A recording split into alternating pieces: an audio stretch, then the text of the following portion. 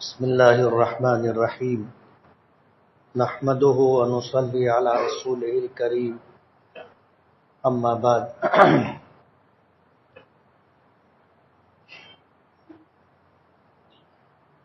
بزرگان محترم اور عزیز دوستو، اسلام کا بنیادی عقیدہ ایمان، یقین اور توحید ہے۔ سب سے پہلے انسان حضرت آدم علیہ السلام، اللہ تعالیٰ نے آپ کو نبی اور رسول بنا کر کے بھیجا، اور آپ نے اپنی اولاد کو اسی راستے پر رکھا کہ اللہ رب العالمین وحدہ لا شریک لہ ہے۔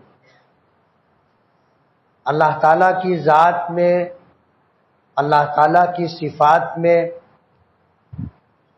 نہ کوئی شریک تھا، نہ کوئی شریک ہے، اور نہ قیامت تک کوئی شریک رہے گا۔ یہی پیغام حضرت آدم علیہ السلام نے اپنی اولاد کو دیا تھا۔ یہ سلسلہ اولاد کا چلتا رہا، اور ایک زمانہ گزرا، پھر حضرت آدم علیہ السلام کی اولاد کی کثرت ہوئی تو لوگوں کے خیالات اور مزاج بدلتے رہے، اور اسی کے ساتھ ساتھ ان کو شرک کا مرض بھی لاحق ہو گیا۔ شرک کی ابتدا کب ہوئی؟ یہ تاریخ سے پہلے کی بات ہے، اور تاریخ سے پہلے کا زمانہ ہونے کی وجہ سے ہم متعین نہیں کر سکتے اور یہ نہیں بتا سکتے کہ کس سن اور کس زمانے سے شرک کا آغاز ہوا۔ یہ ماقبل از تاریخ کی بات ہے، لیکن شرک کی شروعات اور اس کا آغاز ہو چکا تھا، اور اسی لیے اللہ پاک نے حضرت آدم علیہ السلام کی اولاد میں یکے بعد دیگرے انبیاء کرام علیہم السلام کو بھیجا۔ ہر نبی آ کر کے ایمان کی دعوت دیتا تھا اور عقیدہ اور تبلیغ توحید کا کام کیا کرتا تھا کہ لوگوں کو ایمان کی دعوت دینا کہ لوگ ایمان قبول کرو، اور اس بات کی تبلیغ کرتے رہتے تھے کہ اللہ تعالیٰ اپنی ذات میں، اپنی صفات میں، اپنے افعال میں یکا و تنہا ہے۔ ہر نبی کا یہ پیغام تھا کہ لوگ کہیں اشہد ان لا الہ الا اللہ وحدہ لا شریک لہ واشہد ان محمدًا عبدہ ورسولہ۔ ہر نبی اپنے نام کے ساتھ یہ بات کہا کرتا تھا کہ تو بنیادی عقیدہ ایمان ہے۔ مکی زندگی اگر نبی کریم صلی اللہ علیہ وسلم کی آپ دیکھیں گے تو مکے کا 13 سالہ زمانہ آپ ایمان کی دعوت دیتے رہے اور توحید کی تبلیغ کرتے رہے۔ بہت مشہور جملہ نبی کریم صلی اللہ علیہ وسلم کا ہے کہ یا ایھا الناس قولوا لا الہ الا اللہ تفلحوا، کہ اے لوگو لا الہ الا اللہ کہو، کامیاب ہو جاؤ۔ لا الہ الا اللہ، لا الہ کا مطلب یہ ہے کہ کوئی بھی پوجے جانے کے لائق نہیں ہے، کوئی بھی الہ نہیں ہے الا اللہ، سوائے اللہ تعالی کے۔ یہ حصر ہے۔ حصر کے معنی یہ ہوتے ہیں کہ یہ بات پوجے جانے کی صرف اللہ رب العالمین کی ذات میں پائی جاتی ہے، اس کے علاوہ پوری کائنات میں کبھی بھی کسی کو بھی یہ حق حاصل نہیں ہے کہ اس کو پوجا جائے۔ لا الہ الا اللہ کا مطلب یہ ہے، اور محمد الرسول اللہ کا مطلب یہ ہے کہ محمد صلی اللہ علیہ وسلم اللہ کے رسول ہیں۔ یہ دو جملے ہیں، ایک ہے لا الہ الا اللہ اور ایک ہے محمد الرسول اللہ۔ لا الہ الا اللہ اس کا تعلق ایمان سے ہے، ایمان سے بھی ہے، اور محمد الرسول اللہ کا تعلق ایمان سے ہے۔ حدیث پاک میں آتا ہے کہ افضل الذکر لا الہ الا اللہ، کہ ذکر میں سب سے افضل ذکر ہے لا الہ الا اللہ۔ تو لا الہ الا اللہ کا ذکر کیا جائے گا، اور اس کے ساتھ محمد الرسول اللہ ذکر میں شامل نہیں ہے، ذکر میں شامل نہیں ہے۔ جیسے کہا جاتا ہے فضائل ایمان میں ہے کہ اگر کوئی بندہ 70,000 مرتبہ لا الہ الا اللہ لا الہ الا اللہ لا الہ الا اللہ کا ذکر کرے گا تو اتنا ذکر کر لینے کے بعد انشاءاللہ اللہ اسے جنت عطا کریں گے۔ تو بعض لوگ پوچھتے ہیں کہ محمد الرسول اللہ یہ بھی تو کلمے کا ایک جز ہے، تو انہیں یہ معلوم ہو جانا چاہیے کہ لا الہ الا اللہ محمد الرسول اللہ ان دونوں جملوں کا تعلق ایمان سے ہے، اور لا الہ الا اللہ ایمان سے تعلق کے ساتھ ساتھ یہ افضل الذکر ہے۔ تسلی کے لیے کہا جاتا ہے کہ تم پڑھتے رہو لا الہ الا اللہ لا الہ الا اللہ، درمیان میں محمد الرسول اللہ بھی پڑھ لیا کرو، لیکن محمد الرسول اللہ کا ذکر سے تعلق نہیں، ذکر سے تعلق لا الہ الا اللہ کا ہے۔ تو لا الہ الا اللہ کا مطلب ہی یہی ہے کہ کوئی الہ نہیں ہے، کوئی خدا نہیں ہے، کوئی پوجے جانے کے لائق نہیں ہے الا اللہ، صرف اور صرف اللہ رب العالمین کی ذات۔ نبی کریم صلی اللہ علیہ وسلم جس جگہ آپ پیدا ہوئے مکہ مکرمہ، یہ عرب کا ایک شہر ہے۔ عربوں میں شرک کہاں سے آیا؟ عربوں میں بت پرستی کہاں سے آئی؟ تاریخ میں آتا ہے کہ عمرو ابن لحی نام کا ایک شخص تھا، اس نے بت پرستی کا آغاز کیا تھا، اور پھر آہستہ آہستہ یہ شرک اتنا بڑھا کہ سارے عرب میں پھیل گیا، اور شرک خانہ کعبہ تک پہنچ گیا۔ آپ نے سنا ہوگا کہ خانہ کعبہ کے اندر 360 بت رکھے تھے، سنا ہوگا آپ نے، اور یہ واقعہ بھی ہے کہ ان لوگوں نے جب شرک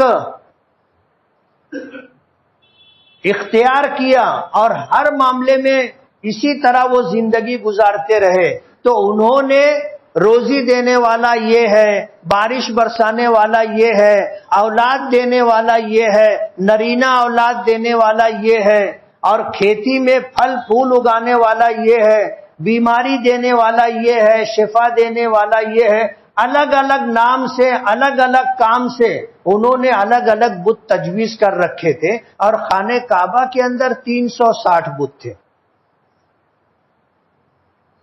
نبی کریم صلی اللہ علیہ وسلم نے جب مکہ مکرمہ کو فتح کیا اور خانہ کعبہ کا دروازہ جب کھلوایا تو آپ کے ہاتھ میں ایک چھڑی تھی، آپ کے ہاتھ میں ایک چھڑی تھی۔ خانہ کعبہ کے باہر اور خانہ کعبہ کے اندر جتنے بت تھے آپ اشارہ کرتے تھے وہ اوندھے منہ زمین پر گر جاتے تھے، اور پھر نبی کریم صلی اللہ علیہ وسلم نے اللہ کے گھر کے ارد گرد جتنے بت تھے انہیں، اور جتنے بت خانہ کعبہ کے اندر تھے سب کو نکال کر کے اللہ کے گھر کو شرک سے پاک کیا۔ میں آپ کو پیچھے بھی بتا چکا کہ 3 چیزیں اللہ رب العالمین کا خاصہ ہے۔ ایک تو الوہیت، کہ پوجے جانے کے لائق صرف اللہ رب العالمین کی ذات ہے، عبادت اگر کی جائے گی تو صرف اور صرف اللہ رب العالمین کی عبادت کی جائے گی۔ علماء نے لکھا ہے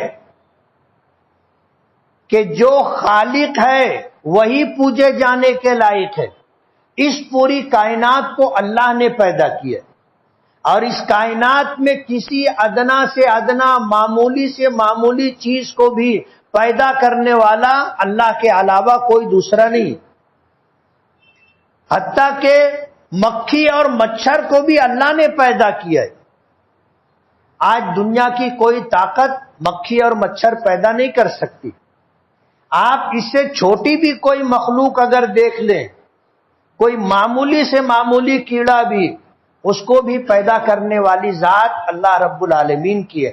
تو جو خالق ہے وہ الہ ہو سکتا ہے، جو مخلوق ہے وہ کبھی بھی الہ نہیں ہو سکتی. اور اس پوری کائنات کو اللہ نے پیدا کیا ہے. اس کائنات میں بڑی سے بڑی کوئی چیز ہو وہ بھی مخلوق ہے، یعنی اللہ کی پیدا کی ہوئی ہے. اور چھوٹی سے چھوٹی کوئی مخلوق ہو وہ بھی اللہ کی پیدا کی ہوئی مخلوق ہے. تو جو مخلوق ہوگا وہ الہ نہیں ہو سکتا، جو خالق ہوگا وہی الہ ہو سکتا ہے. اب ظاہر بات ہے دنیا میں جتنی چیزوں کی پرستش کی جاتی ہے، پوجا کی جاتی ہے، عبادت کی جاتی ہے، وہ سب مخلوق ہے. پھر وہ کوئی انسان ہو یا انسانوں کے علاوہ کوئی اور مخلوق ہو، پھر وہ نباتات ہو، جمادات ہو، حیوانات ہو، یہ سب اللہ کی مخلوق ہے. انسانوں کو اگر پوجا جائے تو یہ بھی شرک ہے. حیوانوں میں سے کسی حیوان کو پوجا جائے یہ بھی شرک ہے. درختوں میں سے، نباتات میں سے کسی کی پوجا کی جائے وہ بھی شرک ہے. جمادات میں سے کسی چیز کی پوجا کی جائے جیسے پتھر ہے یہ بھی شرک ہے. تو عبادت صرف اللہ رب العالمین کی ہوگی، یہ اللہ تعالیٰ کا خاصہ ہے. الوہیت، اسی کی عبادت، اسی کی پوجا کی جائے گی. اور اللہ تعالیٰ کا خاصہ ہے وحدانیت. پوری کائنات میں تنے تنہا اللہ رب العالمین کی ذات ہے جس نے اس پوری کائنات کو پیدا بھی کیا ہے اور اس پوری کائنات کا مالک بھی ہے. وحدانیت. اور تیسری چیز ہے ربوبیت، کہ اس پوری کائنات کو پالنے والا، اس کی چھوٹی بڑی تمام ضرورتیں پوری کرنے والا کون؟ اللہ رب العالمین. کل قیامت کے دن اللہ کی بارگاہ میں جب پیشی ہوگی تو دو قسم کے لوگ ہوں گے. دو قسم کے لوگ ہوں گے. ایک وہ ہوں گے جن کے پاس ایمان ہوگا، یعنی الوہیت، وحدانیت اور ربوبیت میں انہوں نے اللہ کے ساتھ کسی کو شریک نہیں کیا، کسی کو شریک نہیں کیا، صرف اور صرف اللہ کی پوجا کرتے تھے اور صرف اللہ رب العالمین کو مانتے تھے. اور اس پوری کائنات کے پالنے والے صرف اور صرف اللہ رب العالمین ہے، یہ عقیدہ رکھتے تھے. ایک جماعت ایسے لوگوں کی ہوگی جو ایمان والی کہلائے گی، اور اس کے بالمقابل ایسے لوگ ہوں گے جنہوں نے اللہ کی ذات میں، اللہ کی صفات میں یا اللہ کے افعال میں کسی کو شریک کیا ہوگا، تو وہ مشرک ہیں، وہ ایک طرف ہوں گے. اللہ نے ضابطہ ذکر کیا، ان اللہ لا یغفر ان یشرک بہ ویغفر ما دون ذلک لمن یشاء، کہ اس روئے زمین پر سب سے بڑا جرم اور سب سے بڑا گناہ شرک ہے. اور اللہ نے یہ فیصلہ کر دیا ہے کہ اس جرم کی معافی نہیں ہے. کل قیامت کے دن اگر کوئی شخص اللہ کی بارگاہ میں پہنچا اور اس کے پاس ایمان نہیں ہے، اس نے دنیا میں شرک کرتے ہوئے زندگی گزاری اور شرک پر ہی اس کا انتقال ہوا، اسی عقیدے کے ساتھ دنیا سے گیا، تو اس کے لیے مغفرت اور بخشش کی کوئی گنجائش نہیں. اللہ کی بارگاہ میں پیشی ہوگی، ایمان ہے نہیں ہے، اسے جہنم میں ڈال دیا جائے. یہ فیصلہ ہے. اللہ کی بارگاہ میں حساب و کتاب کن کا ہوگا؟ حساب و کتاب ان کا ہوگا جن کے پاس ایمان ہوگا، اور جن کے پاس ایمان نہیں ہوگا ان کے لیے کوئی حساب و کتاب نہیں، وہ بغیر حساب و کتاب کے جہنم میں جائیں گے، بغیر حساب و کتاب کے جہنم میں جائیں گے. بچیں گے وہ لوگ جن کے پاس ایمان ہوگا، تو پھر اللہ کی بارگاہ میں ان کا حساب و کتاب ہوگا. لیکن ان میں بھی ایک بہت بڑی جماعت ایسی ہوگی کہ جن کے پاس ایمان ہوگا اور جن کے پاس نیکیاں ہی نیکی ہوں گی، اور انہوں نے اپنی زندگی میں دنیا میں رہتے ہوئے جو گناہ ان سے ہو گئے تھے یا جو گناہ انہوں نے کر لیے تھے، ان تمام گناہوں سے انہوں نے زندگی میں جیتے جی سچی پکی توبہ کر کے اللہ کی بارگاہ میں گئے ہوں گے. جب آدمی اپنے گناہوں سے توبہ کر لیتا ہے، سچے دل سے توبہ کر لیتا ہے، تو اللہ تعالیٰ اس کے سارے گناہ معاف کر دیتے.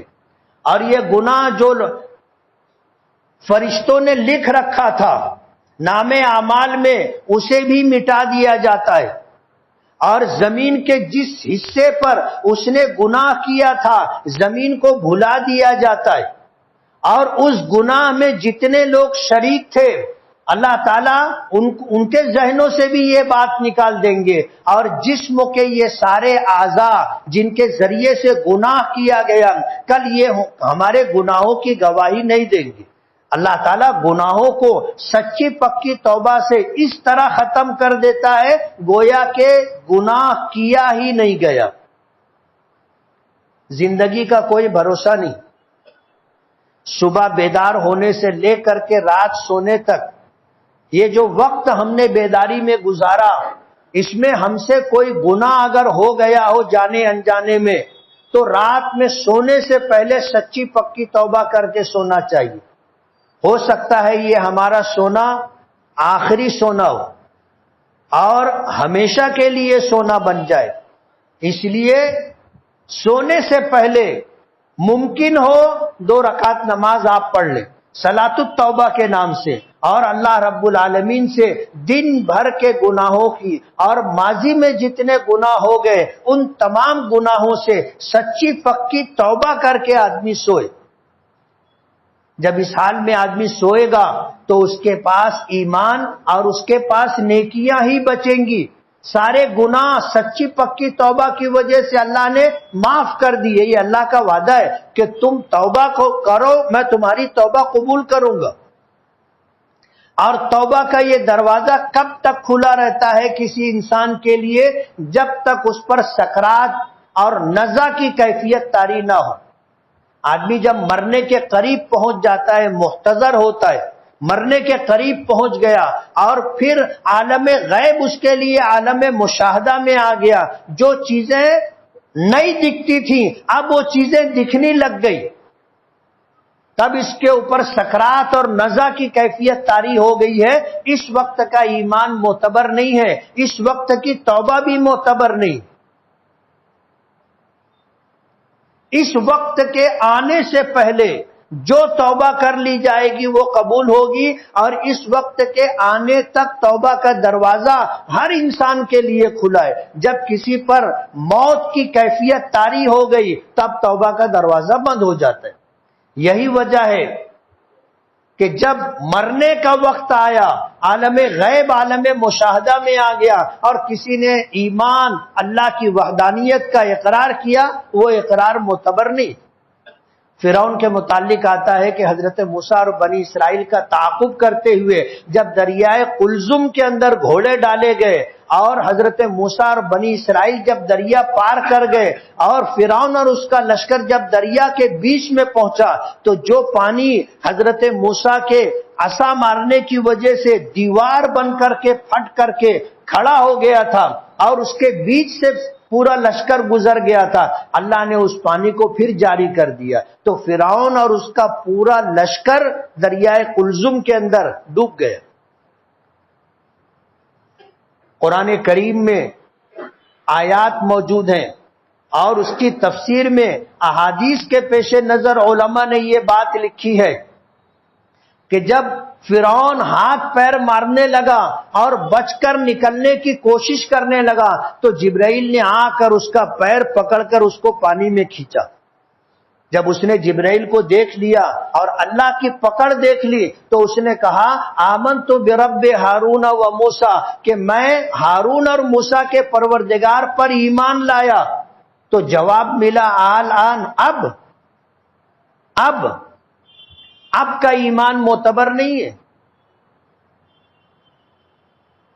آن وقد کنت من المفسدین، اس سے پہلے تو فساد برپا کرنے والے لوگوں میں سے تھا. اس وقت کا تیرا ایمان تجھے نفع نہیں دے گا، کام نہیں آئے گا. تو ہر ایک کے لیے توبہ کا دروازہ کھلا ہے. کب تک؟ جب تک موت کی کیفیت طاری نہ ہو. اس لیے رات سونے سے پہلے آدمی کو سچی پکی توبہ کر کے سونا چاہیے. ہو سکتا ہے یہ سوئیں گے تو اب سوتے ہی رہ جائیں گے، ایسا بھی ہو سکتا ہے. تو ایمان والوں میں ایسے لوگ ہوں گے جن کے پاس نیکیاں ہی نیکی ہوں گی، گناہ نہیں ہوں گے، ان کا بھی حساب و کتاب نہیں ہوگا. ظاہر بات ہے ترازو کے دو پلڑے ہوتے ہیں، ایک میں نیکی رکھی جائے گی، دوسرے میں رکھنے کے لیے کچھ چاہیے تبھی تو وزن ہوگا. اور اگر دوسرے پلڑے میں رکھنے کے لیے کچھ نہیں ہے تو وزن کی ضرورت نہیں ہے. یہ لوگ بغیر حساب و کتاب جنت میں جائیں گے. بچیں گے وہ لوگ جن کے پاس ایمان ہے لیکن انہوں نے نیکیاں بھی کی اور نیکیوں کے ساتھ ساتھ گناہ بھی کرتے رہے اور انہوں نے توبہ نہیں کی. اس حال میں دنیا سے گئے کہ ان کے نام اعمال میں گناہ موجود تھے. ان کا حساب و کتاب ہوگا. علماء نے لکھا ہے کہ نیکی ایک پلڑے میں اور بدی دوسرے پلڑے میں. اگر نیکی کا پلڑا جھک گیا تو یہ آدمی جنت میں جانے کا مستحق ہے، اور اگر گناہوں کا پلڑا جھک گیا کہ گناہ نیکیوں سے زیادہ تھے اور پھر وہ گناہ کی کثرت نے نیکیوں کے پلڑے کو ہلکا کر دیا، تب یہ آدمی جہنم میں جانے کا مستحق ہے.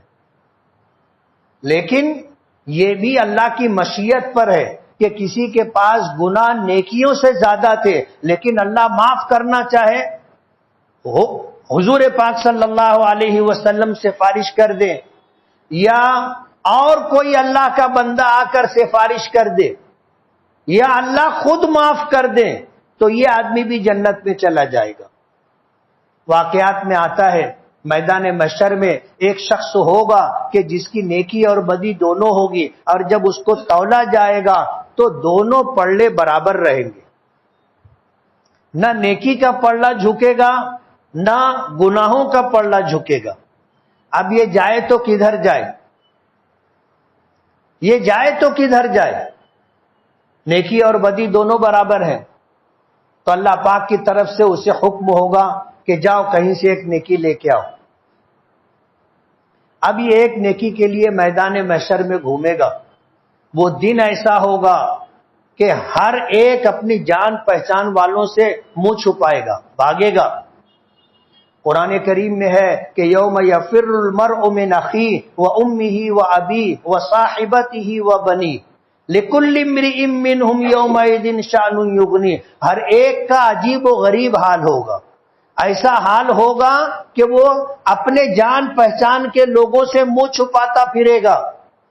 بھائی بھائی سے، باپ بیٹے سے، بیٹا باپ سے، ماں بیٹے سے، بیٹا ماں سے، بھائی بہنوں سے، میاں بیوی ایک دوسرے سے، سب اپنے آپ کو الگ الگ کر رکھیں گے. کوئی کسی کی طرف دیکھے گا نہیں. ہر ایک انتہائی ضرورت مند ہوگا، کوئی کسی کو نیکی دینا نہیں چاہے گا.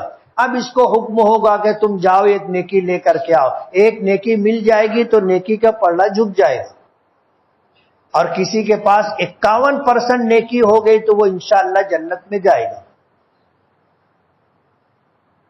اب یہ نیکی کے لیے نکلے گا. جس کے پاس جائے گا کوئی بھی نیکی دینے کے لیے تیار نہیں ہوگا، لیکن یہ گھومتا رہے گا، ڈھونڈتا رہے گا کہ کہیں سے ایک نیکی مل جائے. ایک آدمی کے پاس جائے گا، وہ اس سے سوال کرے گا ایک نیکی کا، تو وہ پوچھے گا کہ تو ایک نیکی کیوں مانگ رہا ہے؟ تو وہ کہے گا کہ میرے پاس نیکیاں بہت ہیں لیکن جتنی نیکی ہے اتنے گناہ بھی ہیں، اور نام اعمال میں جب تولنے کے لیے الگ الگ پلڑے میں رکھے گئے تو دونوں پلڑے برابر ہو گئے. اب نیکی کا پلڑا جھکے اس کے لیے مجھے ایک نیکی کی اور ضرورت ہے. تو وہ آدمی اپنا نام اعمال دیکھے گا تو اس کو دکھے گا کہ اس کے نام اعمال میں گناہ ہی گناہ ہے، صرف ایک نیکی ہے. تو وہ سوچے گا کہ جب اس کے پاس نیکیاں بہت ہیں لیکن گناہوں کے برابر ہیں تو اس کا نیکی کا پلڑا جھک نہیں رہا ہے. میرے پاس تو گناہ ہی گناہ ہے، صرف ایک نیکی ہے. اب اگر اس کو میں حساب و کتاب کے لیے پیشی ہوگی اور تولا جائے گا تو گناہ تو میرے بے شمار ہے، ایک نیکی ہے، یہ نیکی سے تو میرا کوئی کام بنے گا نہیں. اور یہ بات بھی اللہ پاک اس کے دل میں ڈالیں گے تو وہ ایک نیکی اس کو دے دے گا اور یہ کہہ کر کے دے گا کہ اس ایک نیکی سے میرا تو کچھ کام بننے والا نہیں ہے، میری تو نجات ہونے والی نہیں ہے، کم سے کم ایک نیکی میں تجھے دے دوں گا، تیرا تو کام بن جائے گا. وہ ایک نیکی لے کر کے آئے گا. فرشتوں کو حیرت ہوگی کہ اتنے گھماسان میں کہ لوگ نفسی نفسی میں مبتلا ہے اور کوئی کسی کی طرف دیکھنے کے لیے تیار نہیں، سب کی نگاہیں اوپر اٹھی ہوئی اللہ کے عرش کی طرف. ایسے حالات میں کہاں سے یہ ایک نیکی لے کر کے آ گیا؟ لیکن اللہ تو دانا و بینا ہے، اللہ کو سب خبر ہے، اللہ علیم و خبیر ہے. اللہ تعالیٰ فرشتوں کی حیرت دور کرنے کے لیے اس سے پوچھیں گے کہ یہ ایک نیکی کہاں سے لایا، یہ ایک نیکی کہاں سے لایا؟ تو وہ بتائے گا. تو اللہ پاک فرمائیں گے کہ جس نے نیکی دی ہے اس کو لے کر کے آؤ. یہ پھر جائے گا اور ڈھونڈ کر کے تلاش کر کے اس کو لے کر کے آئے گا. اللہ رب العالمین پوچھیں گے کہ یہ ایک نیکی تم نے اس کو دی ہے؟ تو وہ کہے گا کہ ہاں. کہا کہ تم کو ضرورت نہیں ہے؟ کہے گا کہ میں تو سب سے زیادہ ضرورت مند ہوں، لیکن میں نے اپنے نام اعمال کو دیکھا اور اس کا سوال سنا تو میں نے دیکھا کہ میرے نام اعمال میں گناہ ہی گناہ ہے، صرف ایک نیکی. اور اس کے جو حالات میں نے سنے تو مجھے اندازہ ہوا کہ یہ ایک نیکی میرے گناہوں کے پلڑے کو اٹھا نہیں سکے گی، اس لیے میں ایک نیکی اس کو دے دیا. اللہ پاک فرمائیں گے کہ سخی ہم ہیں، سخی ہم ہیں، ایسی ضرورت کے وقت تو نے اس کی مدد کی ہے، اس کو بھی جنت، اللہ اس کو بھی جنت میں بھیجیں گے اور اس کو کہیں گے کہ تو نے اس کی مدد کی اور ایک نیکی دی، تو بھی جنت میں جا. تو ایمان اگر ہے تو اللہ کی مشیت کے تحت ہے. اللہ پاک چاہیں گے تو بخش بھی دیں گے اور چاہیں گے تو سزا بھی دیں گے، یہ اللہ کے اختیار کی بات ہے. لیکن شرک کی معافی نہیں ہے.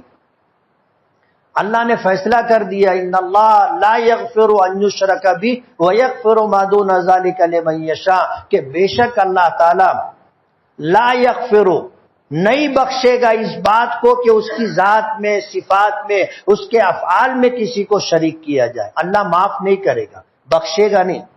وَيَغْفِرُ مَا دُونَ ذَلِكَ لِمَن يَشَاءُ، لیکن شرک کے علاوہ دوسرا کوئی گناہ ہوگا تو اللہ اس کو معاف کریں گے. یہ اللہ کی مشیت کے تحت ہے، اللہ معاف کریں گے. نماز نہیں پڑھی اللہ معاف کر سکتے، روزے نہیں رکھے اللہ معاف کر سکتے، زکوٰۃ پوری نہیں دی اللہ معاف کر سکتے، حج نہیں کیا فرض ہونے کے باوجود اللہ معاف کر سکتے. کر دیں گے ایسا ضروری نہیں ہے، کر سکتے ہیں، یہ اللہ کی مشیت کے تحت ہے. لیکن اللہ نے شرک کے متعلق یہ اعلان کر دیا ہے کہ شرک کی معافی نہیں ہے. اس لیے عقیدہ توحید اور صرف اللہ رب العالمین پوجے جانے اور عبادت کیے جانے کے لائق ہیں، یہ عقیدہ بنیاد ہے. مکے کی 13 سالہ زندگی میں نبی کریم صلی اللہ علیہ وسلم یہی اعلان کرتے رہے کہ یا ایھا الناس قولوا لا الہ الا اللہ تفلحوا، اے لوگو لا الہ الا اللہ کہو کامیاب ہو جاؤ گے. 13 سال تک حضور اس بات کی دعوت دیتے رہے، لوگوں کو ایمان کی طرف بلاتے رہے اور لوگوں کے درمیان توحید کو لے کر تبلیغ کرتے رہے. علماء نے لکھا ہے کہ یہ جتنے احکامات ہیں، نماز، روزہ، زکوٰۃ، حج، یہ سارے احکامات سب مدنی زندگی سے تعلق رکھتے. جب حضور ہجرت کر کے مدینہ تشریف لے گئے تو آپ نے ایمان کی دعوت اور توحید کی تبلیغ کے ساتھ ساتھ اللہ تعالیٰ کے احکامات کی تبلیغ کی. لوگوں کو نماز کی تاکید کی، روزے کی تاکید کی، زکوٰۃ کی تاکید کی، حج کی تاکید کی، لیکن مکے میں رہتے ہوئے آپ صرف لوگوں کو ایمان کی دعوت دیتے رہے اور لوگوں کے درمیان عقیدہ توحید کی تبلیغ کرتے رہے۔ یہ ہے وہ بنیادی چیز جسے لا الہ الا اللہ کے ذریعے سے بتایا گیا کہ کوئی بھی الہ نہیں ہے، کوئی بھی خدا نہیں ہے، کوئی بھی پوجے جانے کے لائق نہیں ہے، اگر ہے الا اللہ تو صرف اور صرف اللہ رب العالمین کی ذات ہے۔ اس کو کہتے ہیں ایمان، یہ بنیاد ہے۔ یہ اگر آپ کے پاس ہے اور اس کے ساتھ ساتھ جن چیزوں کا ماننا، یقین کرنا ضروری ہے، آپ نے مانا اور اس پر یقین کیا اور اسی حالت میں آپ دنیا سے گئے تو آپ ایمان کے ساتھ گئے، اور انشاءاللہ یہ ایمان ایک وقت آئے گا کہ آپ کو جنت میں لے کر کے جائے گا انشاءاللہ۔ دعا کریں کہ اللہ تعالی ہمیں حقیقی ایمان عطا فرمائے، ہمیں حقیقی ایمان عطا فرمائے، اور اللہ تعالی ہمیں اپنی طاعات کی اور عبادات کی اور سارے احکامات پر عمل کرنے کی اللہ ہمیں توفیق دے۔ یہ ہفتہ مدرسہ انعام العلوم کے چندے کے لیے رکھا گیا ہے، اور مہینے میں ایک جمعہ ہم رکھتے ہیں، اور اس جمعہ ہم اپنی مسجد کا چندہ نہیں کرتے۔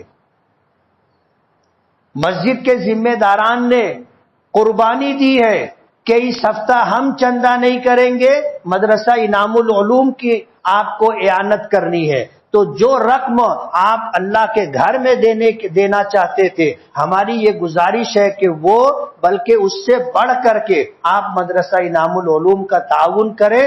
اس تعلق سے مجھے تفصیلی بات کرنی تھی، زندگی رہی انشاءاللہ آئندہ ہفتے اس پر بات کریں گے۔ وآخر دعوانا ان الحمدللہ رب العالمین۔